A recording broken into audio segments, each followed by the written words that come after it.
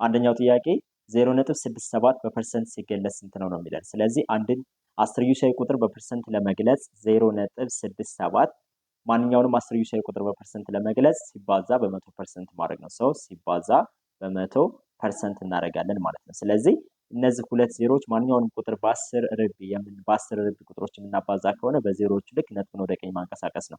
ሰው አንዷ ዜሮ ስትጠፋ ነጥቧ ወደ ቀኝ ትወጣለች። አሁንም አንዷ ዜሮ ስትጠፋ ነጥቧ ወደ ቀኝ ትወጣለች። ስለዚህ 67 እና ፐርሰንት ቀረች 67% ይሆናል ማለት ነው። ሰው መልሱ ማን ነው? ለ67% ይሆናል ማለት ነው።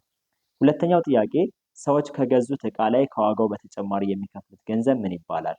ሀ ቅናሽ፣ ለ ወለድ፣ ሐመርሃ የሽያጭ ቀረጥ እና የወለድ ፐርሰንት ይላል። ስለዚህ ሰዎች ከሚገዙት ዕቃ ላይ በተጨማሪ የሚከፍሉት ክፍያ የሽያጭ ቀረጥ ይባላል። የዋጋ ማሻሻያ ከሆነ ደግሞ ቅናሽ ይባላል። ወለድ ደግሞ በሆነ ዓመት ተሰርቶ የሚሰላ ወለድ ነው። ስለዚህ ምንድነው? የሽያጭ ቀረጥ ነው መልሳችን ማለት ነው።